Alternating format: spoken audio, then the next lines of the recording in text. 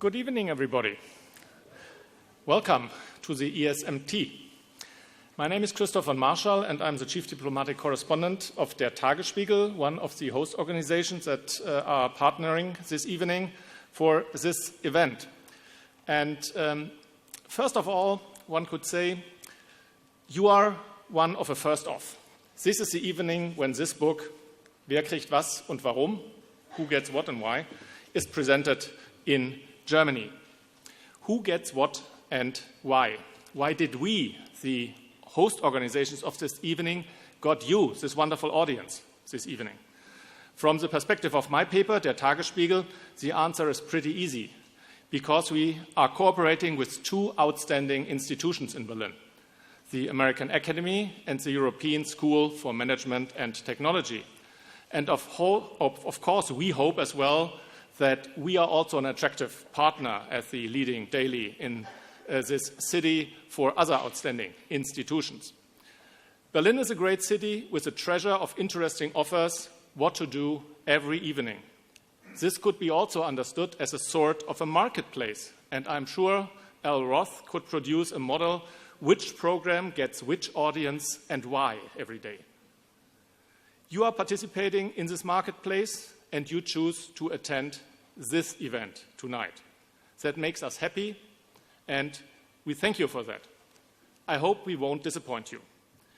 We will discuss fascinating stuff this evening about marketplaces which maybe you have not recognized as marketplaces so far. The exchange of donated kidneys, for example, or how to get into a college, or how to meet your future partner. I stop here because it's not my part to introduce the author. Once again, allow me to wish you and all of us a really inspiring evening. Thank you.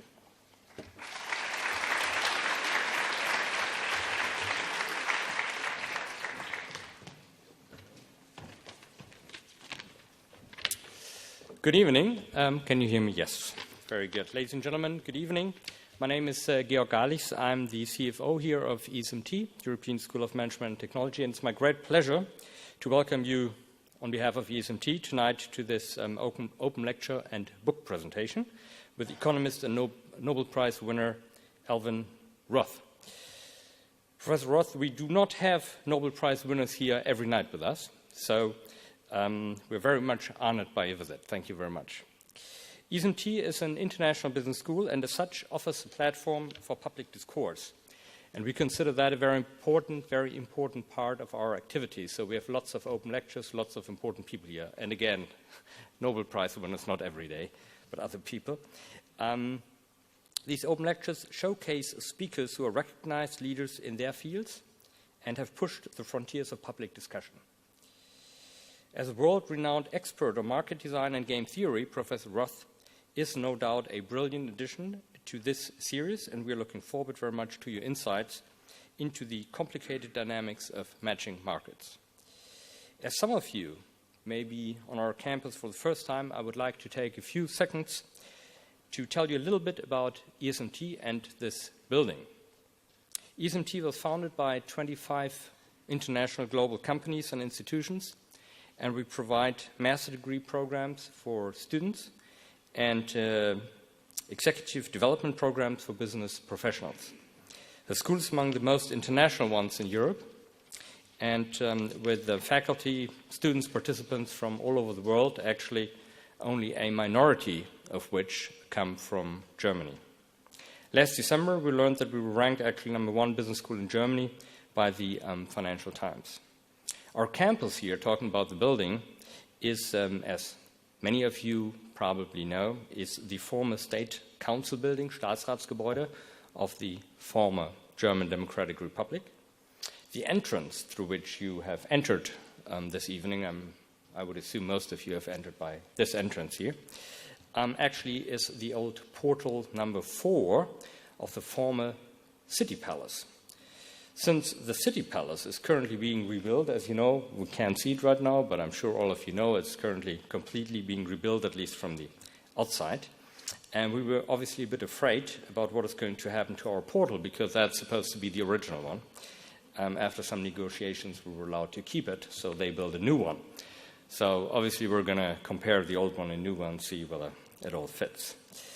We're here in the largest room of this building, and it was actually here where the state bankers of East Germany took place. So if Mr. Honecker was, I don't know, meeting Mr. Gorbachev, they would have the big state banquet in this room.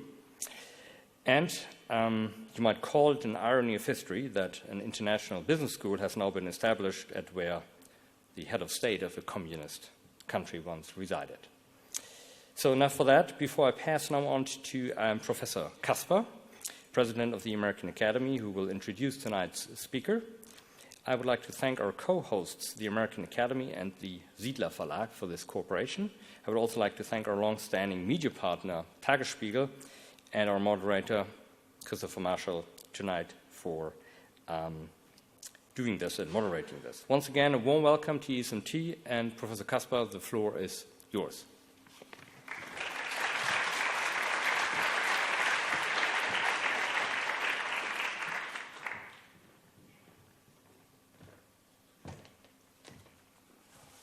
Well, there are certain things one never expects, and I had never expected to one day speak in the room that was kind of the ballroom of the Council of State.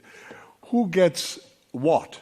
Well, it's very clear when you look at these mice and china depictions, everybody gets to dance, to the beach, bicycling, and so on. And the question, why? Because of socialism, obviously. So this is a most wonderful setting, I have to say, for our question. Before I became president of Stanford in 1992, I spent 26 years as a law professor at the University of Chicago. That is where I learned my economics through osmosis. Though admittedly, I retained a lawyer's skepticism about some of what I heard. I had formidable teachers, such as Milton Friedman, George Stigler, Gary Becker. Chicago-style economics, on the whole, was a very serious affair, where the commitment to free markets was like a moral mandate. I mention this because the new book by Al Roth, Who Gets What, When and Why, I should have a copy too, but then I would have waved it at you to make sure that you get your own copy later.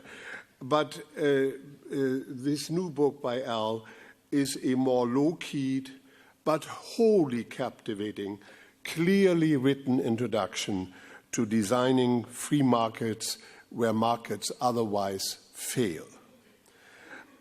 One quote I am permitted from the book. Market design, Al writes, helps solve problems that existing marketplaces haven't been able to solve naturally. Our work gives new insights into what really makes free markets free to work properly. I've read the book with the utmost fascination, and as I indicated just now, I now recommend it wholeheartedly to all of you. And believe me, I'm not normally in the business of recommending books. This one I do, and with conviction. Professor Roth is the Craig and Susan McCaw Professor of Economics at Stanford. And though he waited until I left the presidency to come, he wasn't sure. That he's also in risk management, and he thought the risk of coming to Stanford while I was president was too great. He's, of course, a winner of the Nobel Prize in Economics. Before Stanford, he was at the University of Illinois, University of Pittsburgh, and at Harvard University. His BA is from Columbia University and his PhD from Stanford. But interestingly enough, not a PhD in economics, but in a field that is called operations research, and that comprises mathematics, economics, and informatics. The American Academy is very pleased to have Professor Roth as a distinguished visitor in cooperation with two partners with whom we have worked successfully in the past, the European School of Management and Technology and the Siedler Verlag, and I should, of course, also mention the Tagesspiegel. The wonderfully direct title of Al Roth's book, Who Gets What and Why, reminds me of Harold Laswell, the famous political scientist who in the 30s of the last century defined politics as being about who gets what, when, and how. You understand there's a subtle difference. The why doesn't matter, just the how. And politics, to most of us, is a distant activity engaged in by politicians. They may at times, such as at present, and this will be the only remark I will make about Mr. Trump, they may at times, such as at present, have a high entertainment value. But we can tune out politics. As L. Roth makes clear in Who Gets What and Why, markets are inescapable from breakfast through the entire day. Al.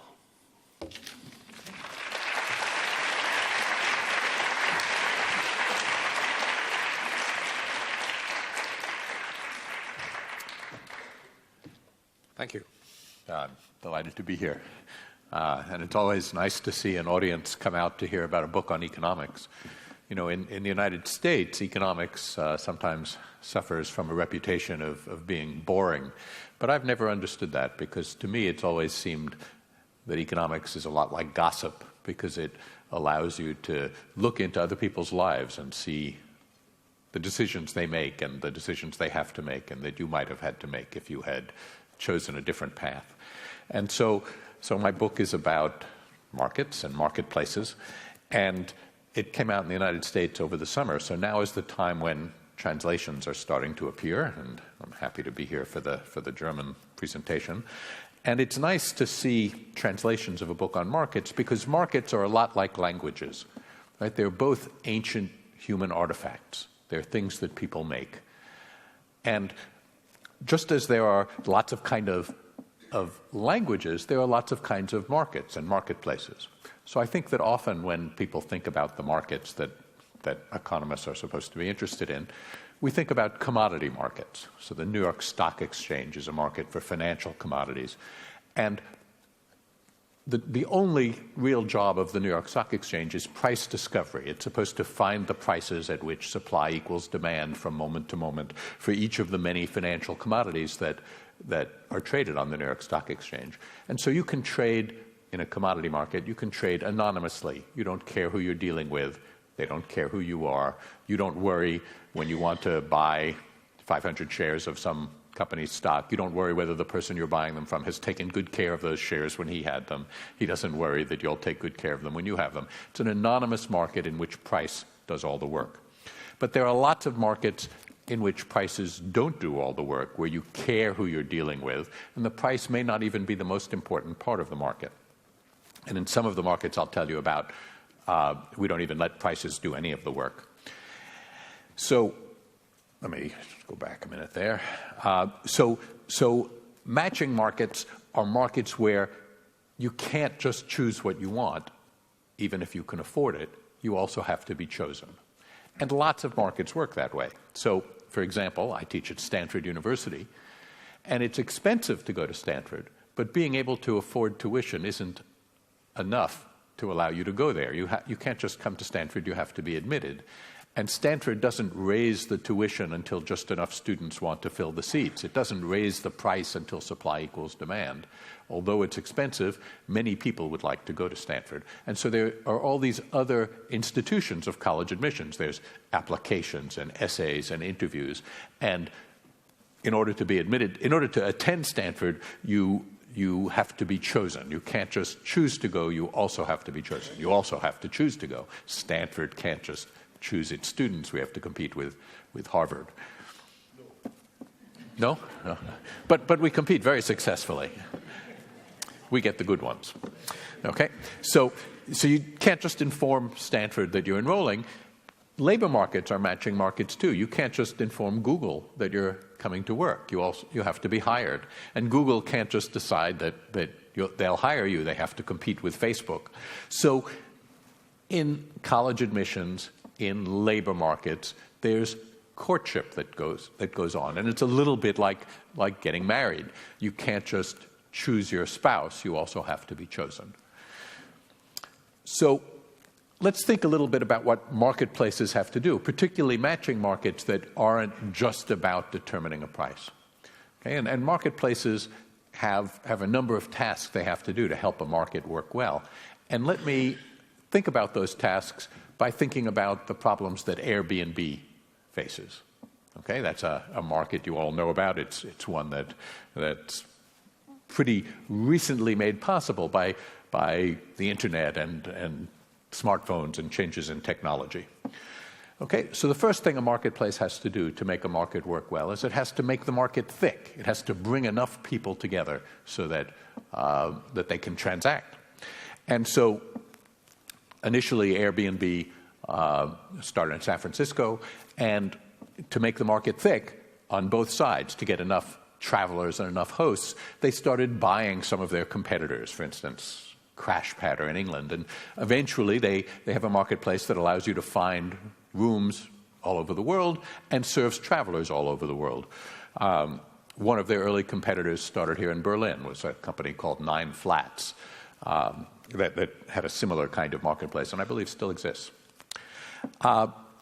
But now the competitors aren't other websites. Now the competitors are giant hotel corporations like Hilton Hotels. So let's think about the congestion problem that Airbnb has, because there are so many rooms on offer and it might be a little hard to transact. And the best way, I think, to understand the success that Airbnb has, the problem that they had to overcome, is to imagine that if you wanted to reserve a room at the Hilton Hotel, how that would work if you could only ask about one room at a time. So you'd call up Hilton Hotels and you'd say, next Friday night I would like a room. Do you have one available? And they'd say impatiently, which room? And you'd say, well, room 576. They'd say, I'm sorry, room 576 is booked next Friday. And then they'd hang up as you tried to say, wait, you know, I could take a different room. You'd have to call back and say, how about room 578? That's a little bit the problem that Airbnb faces, because many of their hosts are proprietors just for one room or one apartment. And so if you can't reserve the apartment that you try to reserve, you have to try again to get a different one. So you can see that it could have been really hard for them to run their market, and they've made a bunch of changes as they've learned from experience how to relieve this congestion. When they started, if you wanted to reserve my room, you would indicate on their website that you wanted to reserve it. And when I came home from work, I might find that 6 people had wanted to reserve my room, and I could only give it to one of you, and then I would have to say no to 5 of you. Well, now they don't do that anymore. Now, as soon as you try to reserve my room, even before I've confirmed that you can have it, they stop showing it to anyone else, so that it becomes less hard. They're dealing with congestion. And all the markets we see, all the successful markets, have found a way to deal with congestion, or we wouldn't see them, because congestion is a problem that comes from success. It's a problem that only comes when you've succeeded in making the market thick, so that there are lots of transactions to be considered, and then you have to make it easy to do so. And you also have to make the market safe. You have to make the market safe to participate in. If you're Airbnb, you have to give people confidence that the pictures of my apartment that you see on the site will properly represent the apartment when you get there. They have to give me some assurance that you won't wreck the apartment or murder my neighbors. And so reputation systems develop and feedback systems develop. And that's something that is different for each marketplace, how to do those things, but you have to do all of those things if you're going to be a successful marketplace. So I've gotten to help design a number of matching markets, and I'll tell you briefly about some of them today. And some of them, if you look at this list, some of them are, well, my light isn't very bright. Some of them, the labor markets, are markets where prices, wages, are very important, but are not the only thing that's important. And that's true, of course, of many labor markets. When you get a job, the first thing your friends ask you is not, what's the salary? They say, who are you working for? What job did you get? And it turns out the market for doctors in the United States, for a long time had trouble becoming thick. They had trouble getting enough people together at the same time so that graduating doctors could consider lots of alternatives and residency programs could consider lots of different doctors. So for a long time, that market unraveled, and offers from year to year would get earlier and earlier and separated in time, so that you would get an offer sometimes long before you graduated from medical school and have to say yes or no before knowing what other offers you might get. And even before knowing, sometimes these offers were 2 years before graduation, even before knowing what kind of doctor you wanted to be. And employers, residency programs, had to hire American doctors before knowing how well they were going to do in the second half of medical school. So today, American doctors almost all get their jobs through a centralized, computerized clearinghouse. And the clearinghouse has some properties that help make the market thick, that make it a desirable market to participate in. And the fact that it's computerized deals with the congestion. And so American doctors today, in their final year of medical school, go and interview for jobs, and then submit a rank ordering, my first choice job, my second, my third. And the jobs do the same thing for the doctors. And match day will be shortly after I return to the United States later this month, will be a day when all 17,000 graduates of American medical schools learn where they're going to go, having carefully expressed their preferences beforehand so that they could indicate, if they were offered which jobs, which ones would they want in a careful and orderly way. Now, so that's a market that had trouble getting thickness. It had some other troubles too. It had trouble making itself thick. And today they do that through a centralized clearinghouse. School choice systems and kidney exchange, which I'll tell you about, the things on the bottom half of the slide, are markets, matching markets, where we don't allow prices to do any of the work. It's not just that the prices aren't the most important thing. We don't allow wealthy parents to bid for desirable kindergarten spots in public schools. All schools are free. And the question is all public schools are free, and the question is how to use the information that families have about which schools would be good for their children to assign their children to those schools. And along with a congestion problem in New York, there was also they didn't have a thickness problem. We require children to go to school, so there's no problem making the market thick. But New York City, which admits 90,000 ninth graders each year, had a congestion problem, and many American schools had a kind of safety problem where it wasn't safe to confide in the school system which schools you really wanted your kids to go to. And one of the reasons was many American cities had school choice systems in which if you didn't get your first choice, the school you said was your first choice, then you would be put aside while other people got their first choice and would only come back into the system when most of the first choice schools were already filled. So if you didn't get your first choice in many American cities, you could do very badly indeed. And as a result, it wasn't safe to tell the city which schools were really your first choice. You had instead to think very hard about what was the best school you could get if you said that it was your first choice, which is a very different thing.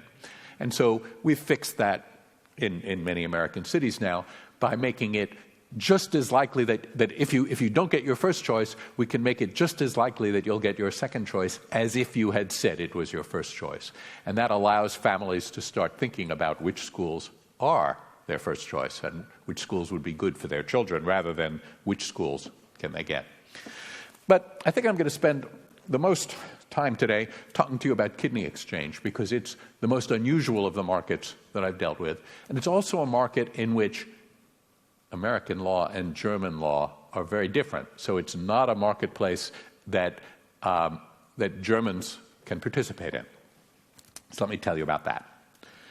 So the background for kidney exchange is that transplantation is the treatment of choice for kidney failure, for end-stage renal disease. You can stay alive for quite some time on dialysis, but if your kidneys fail, what you need is a new kidney.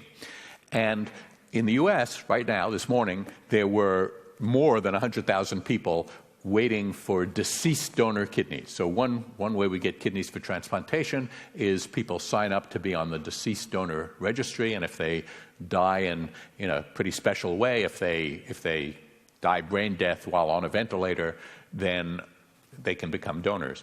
But in the United States, we only do about 11,000 of those transplants a year, and there are 100,000 people waiting, so it's costly to wait, and thousands of people die each year while waiting.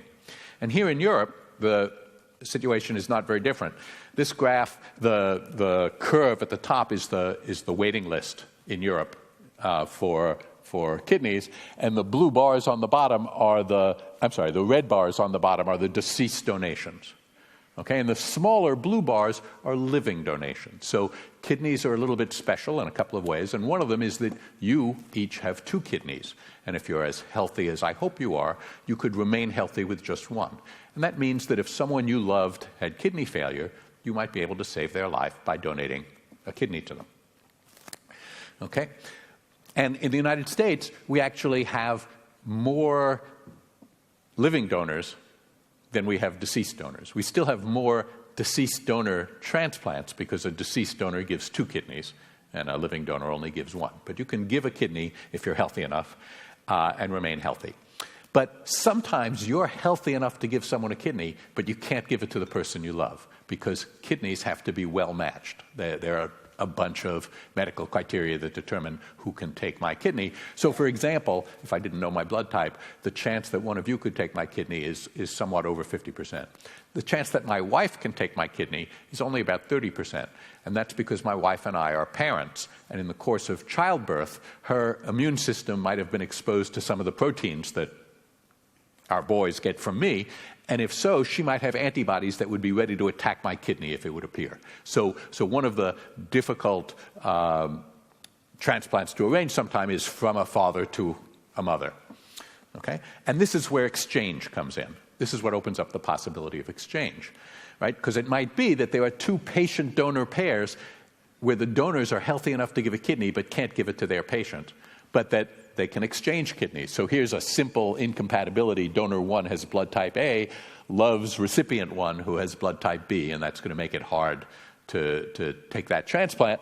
Donor 2 and recipient 2 are in the reverse situation. So it's possible to arrange an exchange here so that each patient will get an appropriate blood type kidney, and 2 transplants, 2 donations will have become possible that wouldn't otherwise have been possible. Okay, so this increases the supply of transplantable kidneys. It saves lives. Now, you might have noticed that no money changed hands, and that's not an accident. In the United States and in Germany and in most of the world, with the significant exception of the Islamic Republic of Iran, in most of the world it's against the law to pay money for a kidney. Here's a line from the U.S. National Organ Transplant Act that says you can't transfer any human organ for valuable consideration for use in human transplantation. So the lawyers among you might worry whether a kidney exchange is in fact valuable consideration. Something of value is clearly being exchanged. And Congress cut through the Gordian knot by saying that sentence about valuable consideration doesn't apply to kidney exchange. And they use a polite phrase for kidney exchange, paired donation, that avoids use of the word exchange. So in this way, we became legal some years after we started doing kidney exchange. This actually passed by acclaim. Congress, there was no dissent, but it did take 3 Congresses for it to pass. Congress is busy, and when a bill is introduced, if it doesn't get passed, it has to be reintroduced in a future Congress. Now, in Germany, your Organ Transplantation Act says that it basically makes kidney exchange very difficult. It says, so in the United States, I could give you a kidney. In Germany, I cannot give you a kidney. You can only get a kidney from a first-order member of your family, your parents or your children or your spouse or your siblings. And the German authorities have taken that to mean that you can't do kidney exchange without the specific approval of a judicial panel, which means that virtually no kidney exchanges have happened in Germany. I'll show you later, there are also not so many living donor transplants in Germany. So if I had one policy recommendation to make, it would be to alter this law, because I think the reason for the law is the German authorities are afraid that if I show up wanting to donate a kidney to you and not being your relative, it would be an indicator that maybe you had paid me for my kidney, maybe you had purchased my kidney. And they want to set up a big wall against that.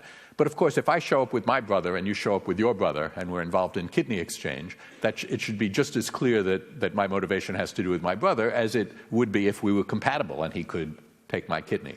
So I think this is a law that is ready to be changed, speaking as a market designer. Now, kidney exchange, the marketplace, is a little congested. So I'm the man in the yellow gown there, keeping my hands out of the way. And in that bucket on the left is a kidney. And that kidney, both of these pictures are in Cincinnati, Ohio. And you can't see the operating room that's right behind me in the left, but the nephrectomy, the kidney removal, has just taken place there, and the kidney is being transplanted into this gentleman. And at the same time, in Toledo, Ohio, not so far away, the same thing is going on with the other patient and donor. So this donor lives in Toledo, Ohio, and traveled to Cincinnati to do the transplant. And the donor who lives in Cincinnati traveled to Toledo. And after the surgeons had made the initial incisions, anesthetized the patients and made the initial incisions, they got on their cell phones and they said, "We're ready in Cincinnati. Are you ready in Toledo?" And only when the answer was yes did the nephrectomy, the kidney removal, proceed. And the reason they do that, the reason they have to do that simultaneously, is because no valuable consideration can be given for a kidney. It means you can't write a contract that says, "We'll give you a kidney today and you give us a kidney tomorrow." So to make sure that both parts of the exchange go through, they do them simultaneously. Now, that means that to do the simplest exchange between just two pairs, we need to be able to assemble 4 simultaneous operating rooms, 4 simultaneous surgical teams. So the market is congested. It's hard to do lots of big transactions because you have to assemble a lot of people and equipment to do it. So a big part of my work in the last few years has been figuring out how to get around that simultaneity problem. And what we've discovered is that we can assemble long chains of surgeries that don't have to be done simultaneously when they start with a non-directed donor. And some of those chains get quite long. So here's a picture, no longer the longest chain, that has 60 people in the picture, 30 donors and 30 recipients. And it starts with a man who didn't have a particular patient in mind. Okay, so it didn't have to loop back to him. And what that means is the market design for this transaction is that each pair gets a kidney before they give one. And so in case a link breaks, about 2% of the non-simultaneous links break, in case a link breaks, it's not a tragedy because the pair that was going to get the kidney that is in the broken link, they still have their kidney. They can participate in kidney exchange next week. Whereas when we're doing a closed exchange, a circle, it would be a real tragedy if the link breaks, because then some pair will have given a kidney and not gotten one and no longer have a kidney to participate in exchange. So we never let that happen. But when we have a non-directed donor, we can get quite a few transplants. And today, more than half the kidney exchange transplants we do, more than half of this growing number of transplants, come through chains. So solving the congestion problem was really important in that market. Now, kidney exchange is starting to spread around the world. I have a blog, and these are the posts that talk about first kidney exchange. The first one in Singapore was just this month. Whoops, I don't have it on this slide. Sorry, there was one in Singapore that didn't make it onto this slide. But not every place gets to do this. So just incidentally, what I've got here is a graph by countries of blue line is deceased donations, and the orange line is living donations. So you can see that Germany does pretty well in the world in deceased donations, but has a pretty small number of living donations, partly because the laws are so restrictive. But there are places in the world, and let me mention the Philippines, in which there are very few transplants of any sort, not because there aren't excellent hospitals in the Philippines, but because Philippine national health insurance doesn't cover transplantation. It hardly covers dialysis. And so kidney failure in the Philippines is a death sentence. There's a lot of kidney failure. There are people who are willing donors for their relatives who have kidney failure, but they can't get transplants there. And so the thing I'm currently working on with my surgical colleagues is to figure out whether we can open up American kidney exchange to patients from the Philippines. okay?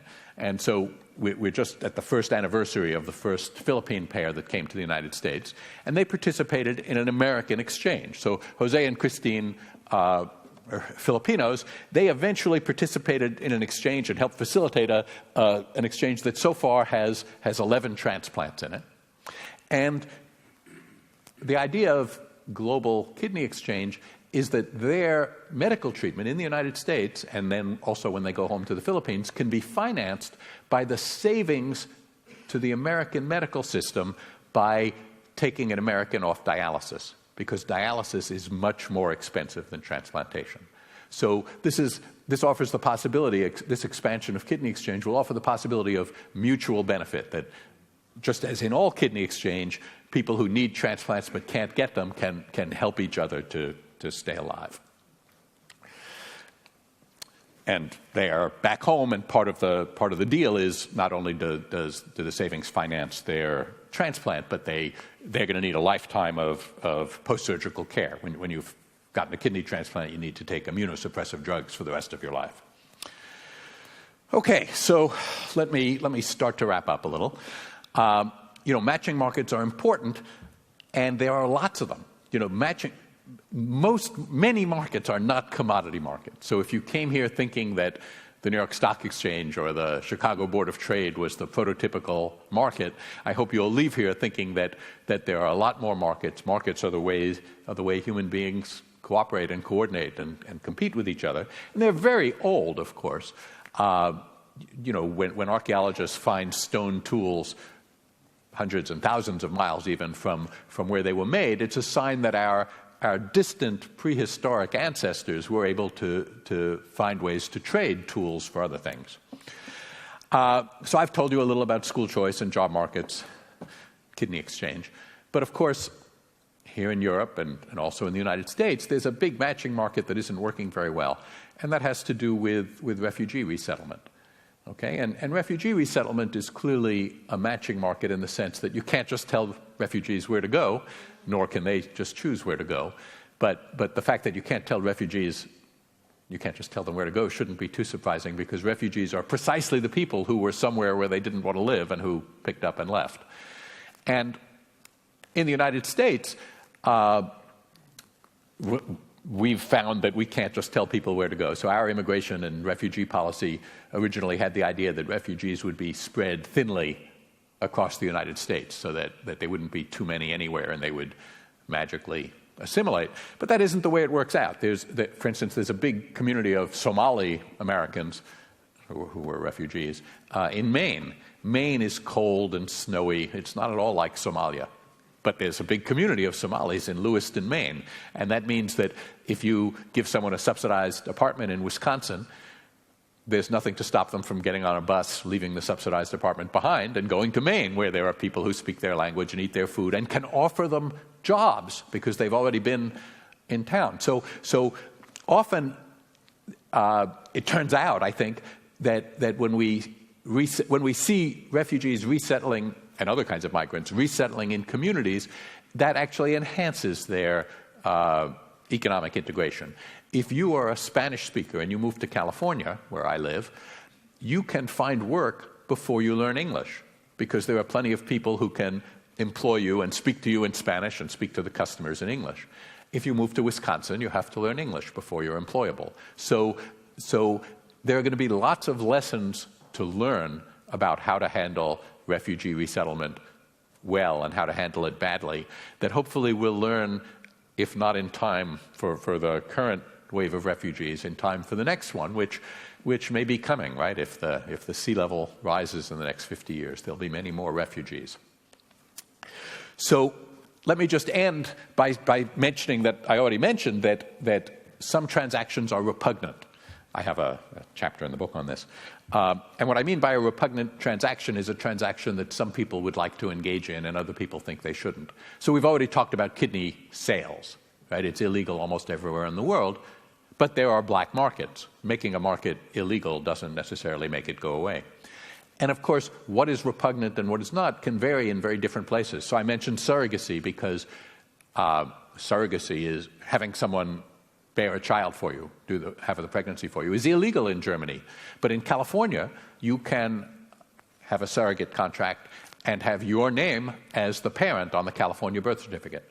Now, if you do that, and there's quite a bit of fertility tourism to California and also to India and Nepal and Thailand, but if you do that, if you come to California where that's a very legal market, you'll have trouble bringing the baby back to Germany because German law doesn't recognize surrogacy as a parenthood, so you'll have to adopt the child, I believe, if you want to bring the child back to Germany. So people can have strong opinions about which markets should be allowed and which not. This is a market that's allowed in California but is not allowed in Germany.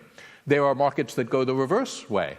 Prostitution is legal in Germany, but it's illegal in almost all venues in the United States. There are a couple of counties in Nevada that have legal prostitution.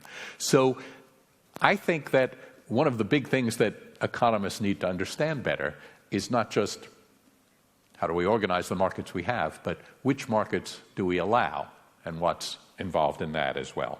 I'll be happy to talk about that in the discussion.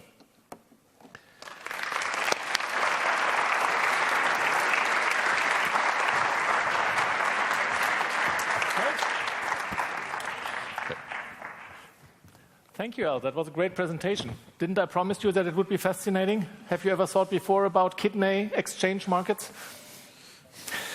Let's just continue over here. Science about market economy has gone a long way, and it is discovering time and again new perspectives, as you told us, new insights. Organ transport, as you explained, is not the traditional market where supply and demand plays a role and influences a market. And you said that's also not permitted, that financial considerations play a role in this market. But in your book, you describe that there are financial interests involved of market participants, for example, hospitals. So you had to develop incentives to avoid that these financial interests of hospitals, for example, don't become a market barrier. Could you a little bit tell the audience about that? All right. Well, so taking care of people with kidney disease is a $50 billion a year business in the United States. So it's a big business. It's full of institutions, transplant centers, dialysis centers. It's full of people's careers, nephrologists, transplant surgeons.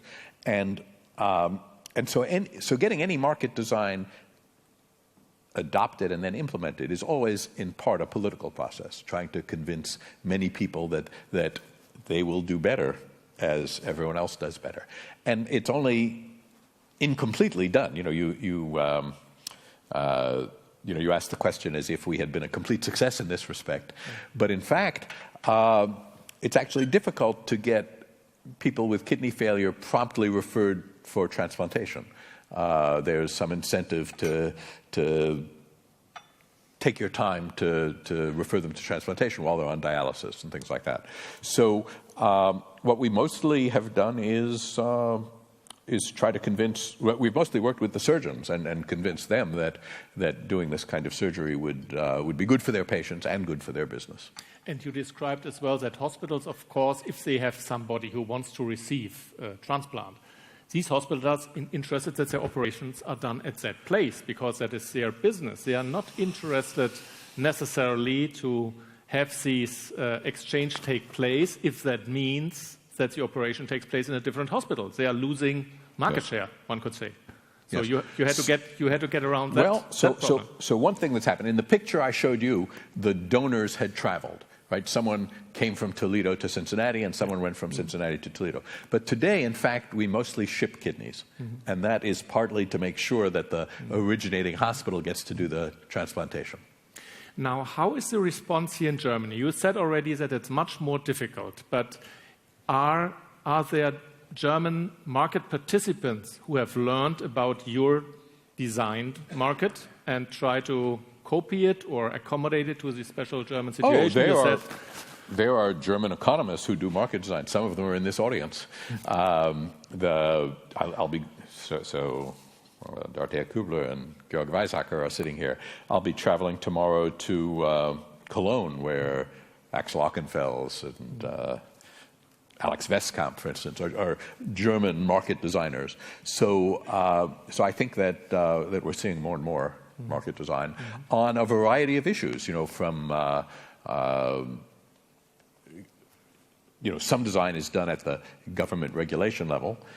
Some is done at the private level. For instance, eBay.de led the way in redesigning their reputation mechanism because of a collaboration they had in Cologne with Axel Ockenfels. But since you said you see the need that the German law will be changed, and that has happened in the United States as well. At least you said that Congress had to. Yes. So who is the force behind changing the laws? It hasn't been probably you who had to do the lobby work in Congress. Well, in the United States, I have standing. Here, it will have to be Germans who are interested in this. I think part of the reason, I'm guessing that part of the reason for the German law is this idea of really wanting to make sure you are not seeing commercial transactions.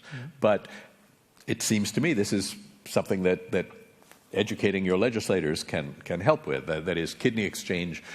Given that German law presently allows you to give a kidney to your brother, I don't see how it would open the door more to commercial transactions if you could exchange.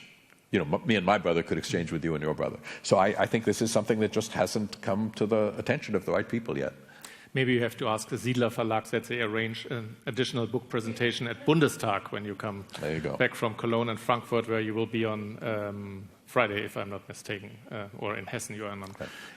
On a quite different note, in your book you describe how important it is to observe real life before jumping to conclusions. Your approach is to develop models for the behavior of market participants, to design the markets. And it seems to me that there is always the imminent risk to develop misleading models if one does not recognize all the market-driving forces. So I would like to ask you about examples where a model or a theory might have been misleading in the first approach, since a factor had been overlooked that might be very important.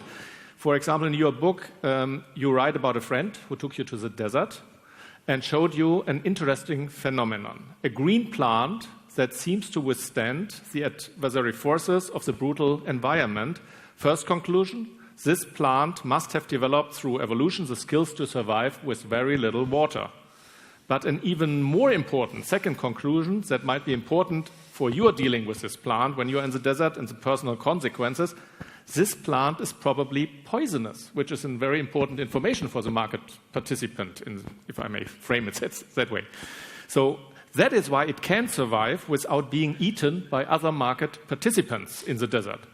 Now, could you give us an example which is a little bit closer to our all-day life, where the first conclusion or the first approach to the market design might not be the important one? You had to overcome it and develop it further on to come to the real important informations or what influences. Okay. Well, let me expand on an example that I mentioned briefly, which is how school choice was done in the city of Boston. So what they did in Boston, before my colleagues and I helped them redesign the school choice mechanism, was they asked families to list their first choice, their second choice, their third choice. And then what they tried to do was they tried to give as many people as possible their first choice. It was clearly a well-intentioned system. And when more people listed a given school as their first choice, then there was capacity, then they would use priorities that they assigned for children at schools to break the ties and decide which children could go in. And a priority would be if a child had an older sibling who already went to the school, they had very high priority. If they lived near the school, they had high priority. So they first tried to give as many people as possible their first choice. Then with those who were still unassigned, they tried to give as many as possible their second choice, and then as many as possible their third choice. So this sounds great because you're trying to give people their first choices. But it led to the behavior that I indicated, which is it was no longer safe to tell Boston Public Schools what was your first choice, because if you didn't get your first choice, then there's a good chance that your second choice school would have filled all its places with people who listed it as their first choice. Even if you had very high priority in that school, even if you had another child who went to that school, so that if you had listed it as a first choice, your child would have gotten in. So I think this is a little like the case you mentioned. You start off and you think, wouldn't it be great if everyone got their first choice? And in Boston, they thought everyone was getting their first choice because most people got the school they listed as their first choice. Once they made it safe to take a chance on a school that you might prefer but didn't have as much chance of getting, they found that not every school was someone's first choice, and that as they got better information about what schools people liked, they were not only able to assign them better, but they were also able to start improving schools that were no one's first choice, and that made it politically apparent that those schools needed improvement. So in a minute, you will get your chance to ask your questions, but I will follow up with one more before we open it up to you.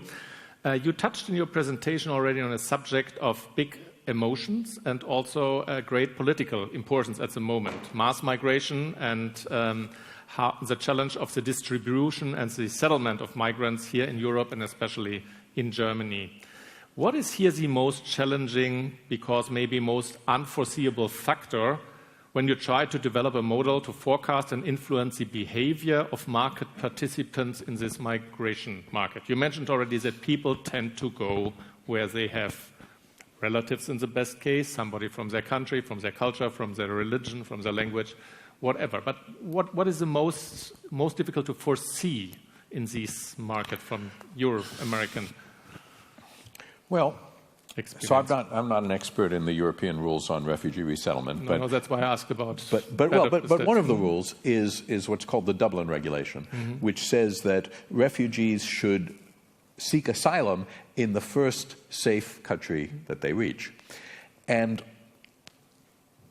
what this means is that both the refugees and the Hungarian authorities have an interest in not talking to each other and not noticing if the refugees pass through Hungary, because then the Dublin Regulation says they should stay in Hungary. So it means that the refugees are not easily interviewed in Turkey, in Jordan, in Lebanon, because they have to get to Germany or Sweden or France or England before they can ask for asylum. Otherwise, they won't be allowed to ask for asylum in those places. So I think that's probably one of the things that has to be fixed. That interferes with the free flow of information between people seeking asylum and countries that might be prepared to offer it. And of course, other factors that in the expectation where I can get a job, where I get the best, maybe even welfare or whatever, which is the strongest economy, because we see that everything is concentrating on Germany for several reasons, because we are perceived to have the strongest economy, you get the highest welfare, and that is a difference to the American model, because you don't offer welfare to people who are coming for political asylum to the United States. You offer them to be responsible for themselves, because they have the right to work once they are accepted, which is not the case over here. So there would be a lot of open field for market design or redesign if you were asked to be the advisor for the new migrant law. We would have to learn a lot about this. I don't know that we know enough to give expert advice right now, but we should watch carefully at what's happening and learn what works and what doesn't so that we can do it better in the future. So as I promised, we would like to open it up and give you the opportunity to ask your question. As always, please tell us your name, maybe your affiliation, and of course, since I assume that a lot of people would like to ask questions or give comments, that I'm pretty sure that Al also would respond to comments. Keep it short, that most people get the opportunity. There are ladies with micros on the right and the left, so I know the first one is always the hardest, but maybe somebody will be the icebreaker and start here. Gerhard Kasper in the front. And just wait for the micro, it will be easier for everybody in the room. Al, can you conceive of any market for organs where money changes hands that would be sufficiently tightly regulated to overcome all the worries that presently exist about that? Well, I certainly can think of some things that might work. So let me tell you sort of a potential design, since that's what you asked. But then let me also tell you what I would want to know 50 years later to tell whether it had really worked. So I think if we were going to consider paying donors for organs in the United States, we would probably want not everyone to be able to pay, but only the federal government. And then we would want organs to be allocated much as they are today, because one of the things that makes commercial transactions in organs repugnant is the idea that rich people would buy poor people's organs and poor people would be unable to be treated for this disease. But if we...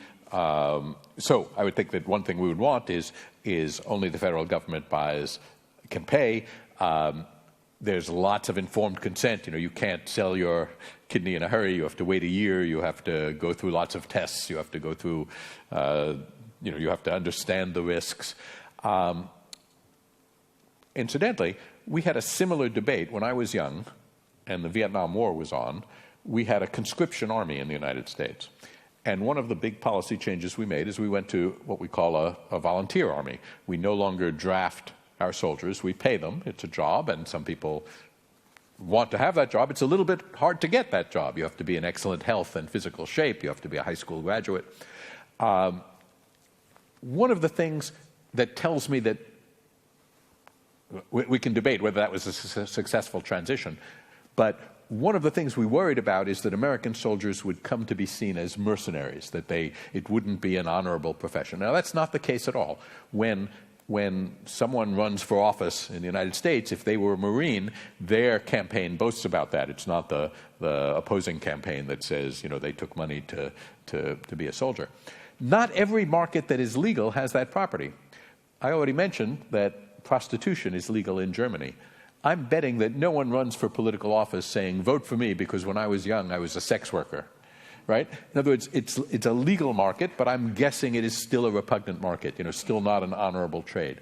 So one of the things I would want to see 10, 20, 30 years after a market for kidneys was instituted was people should be running for the Senate saying, vote for me, because when I was young, I saved someone's life. I donated a kidney.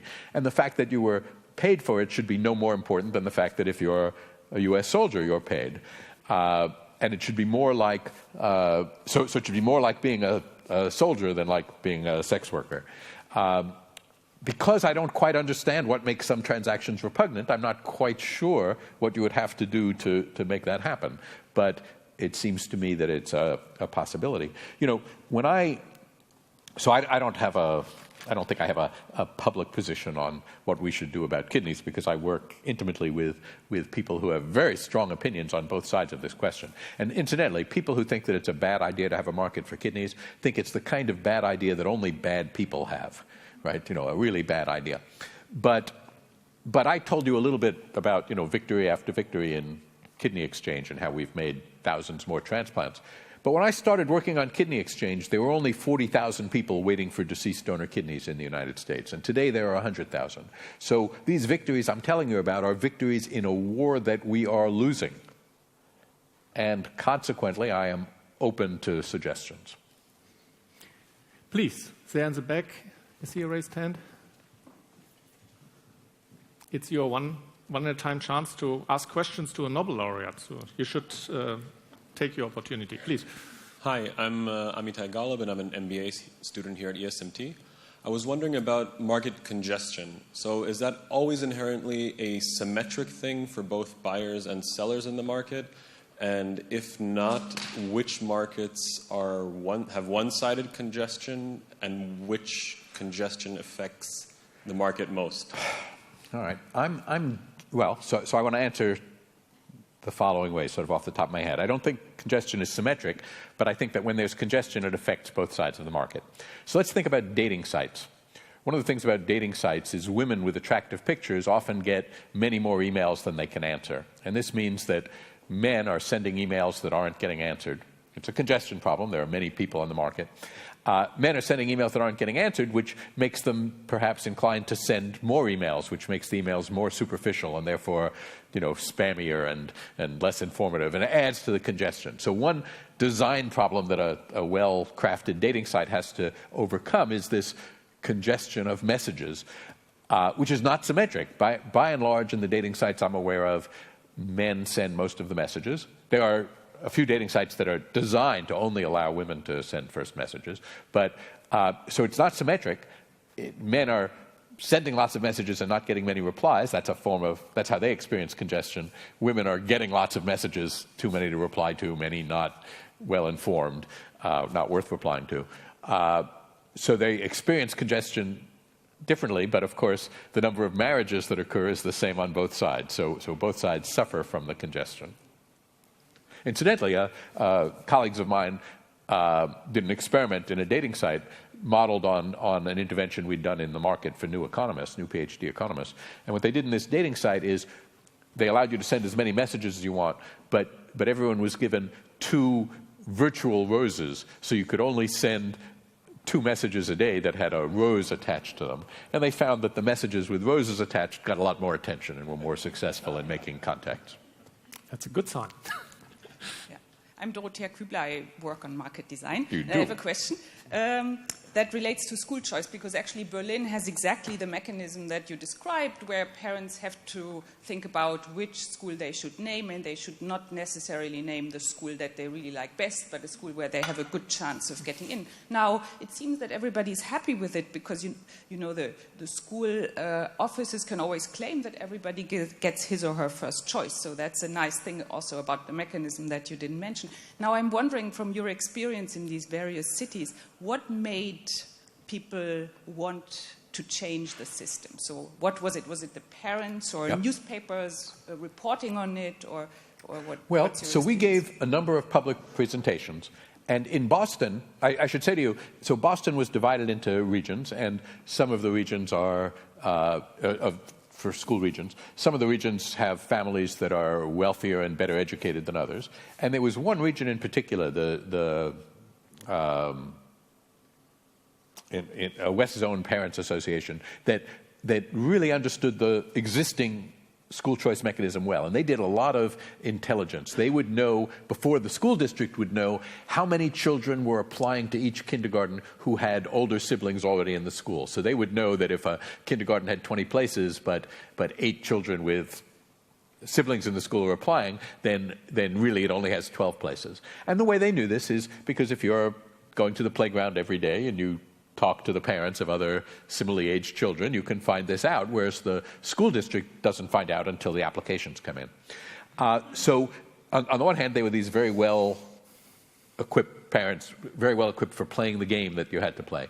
On the other hand, there were sections of the city where parents weren't good at this at all and did what they were asked to do and put down their schools in rank order. And what that meant is they sometimes listed as their second choice, say, a school that no one had ever gotten into as a second choice. You know, a school that you had to list as your first choice if you were going to get in, which means they were wasting some of their choices and their children were doing badly.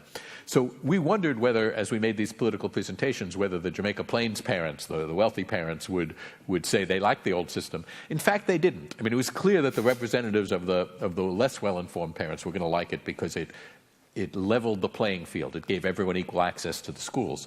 But it turns out even the Jamaica Plains parents found that it was a lot of work figuring out how many children were going to apply to each kindergarten, and that they would rather spend the time figuring out which kindergarten teachers were good with shy boys, if they had a shy boy.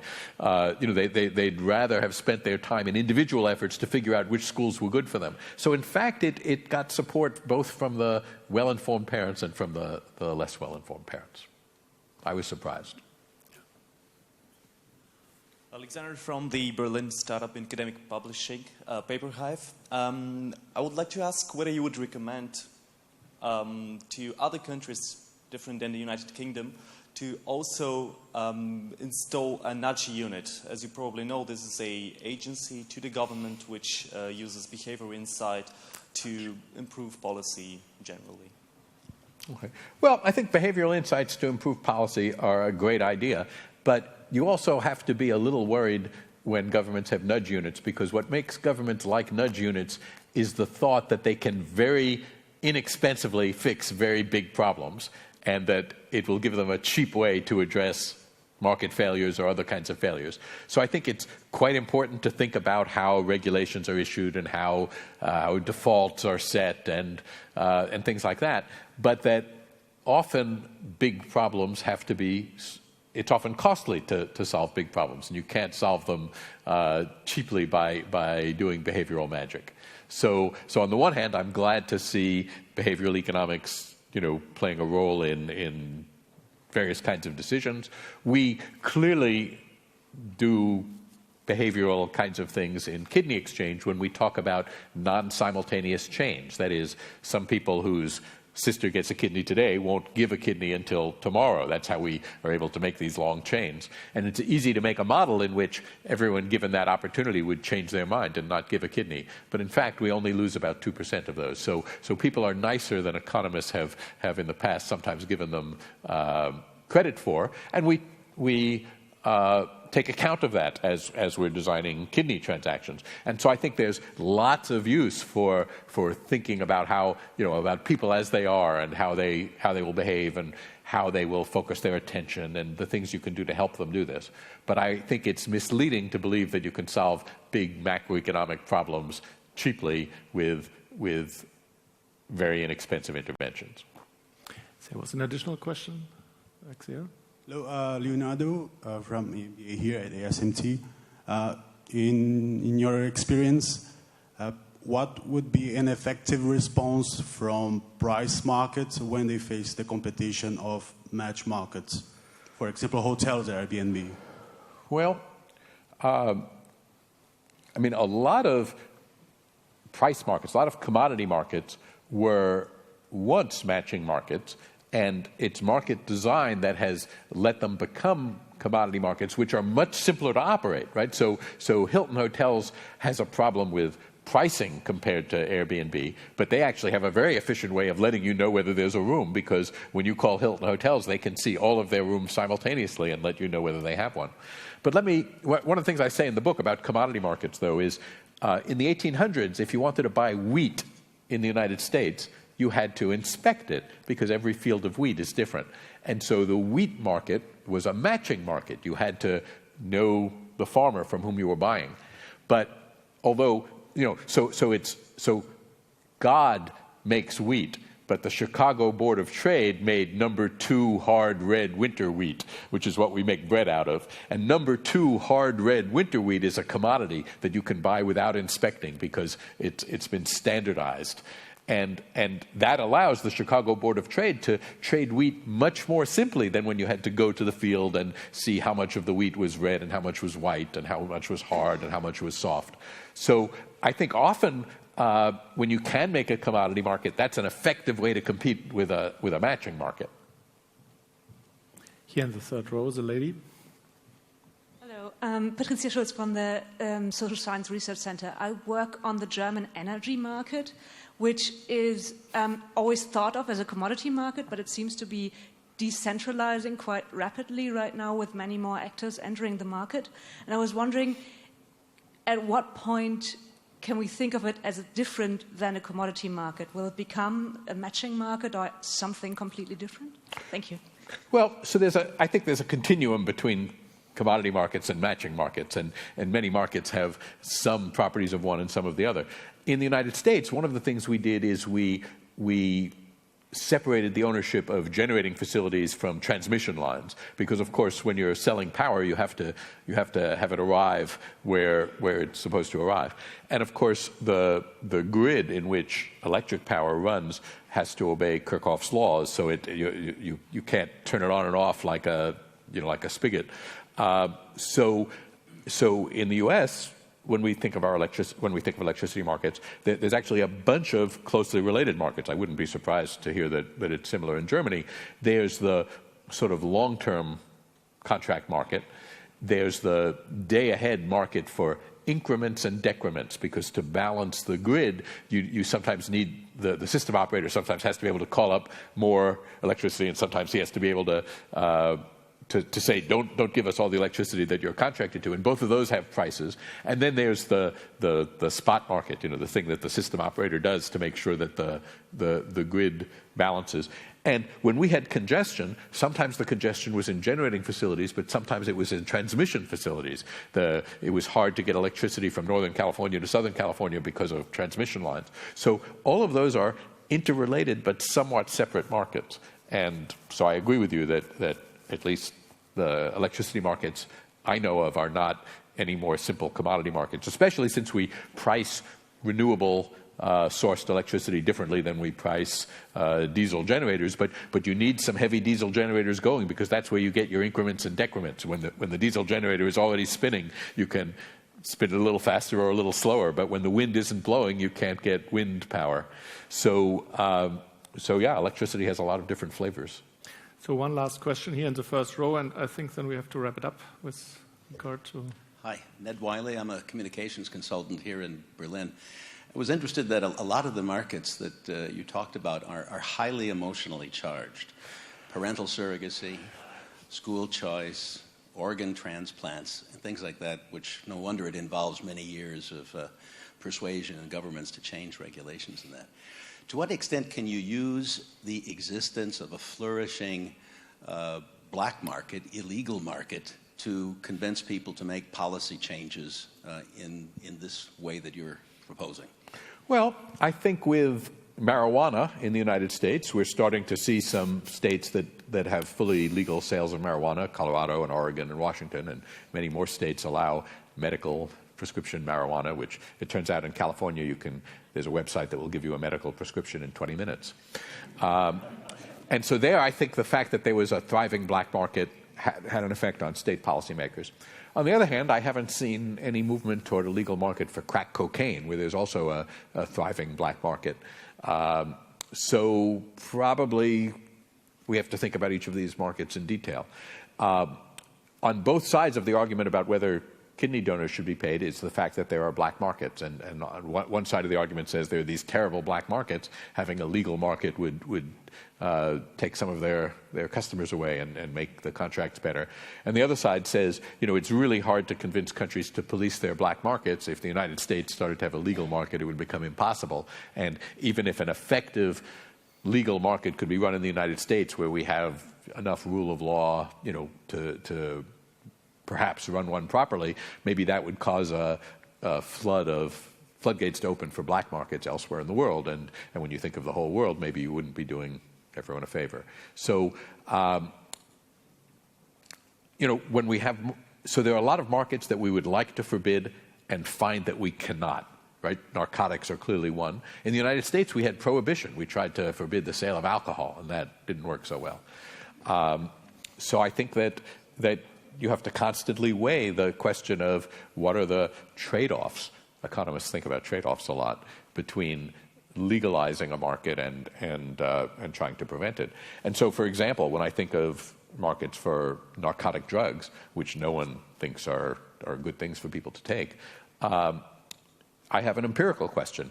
If you told me that legalizing the market for heroin would result in a little more addiction and a lot less crime, then I might think it was a good thing. But if you told me it would result in a lot more addiction and only a little less crime, then I would think it was a bad deal. So before wrapping up, if you had a free choice, which marketplace you would like to work on? Some are far too complicated in order to do so. It took you years to influence this donor exchange market, and sometimes you would like to design something, but you would think that the Congress or the Parliament would make the changes. But if there would be this fairy tale and you had the free choice what to work on to design, what would be the thing you would go for? I think refugee resettlement is worth serious consideration. Great. So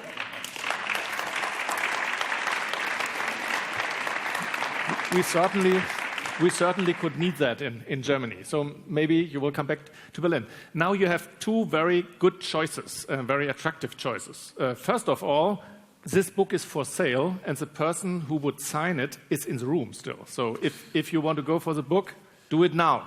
The second thing, you are invited to a reception right now. And I would propose that you do one first and the other later. But that's up to you.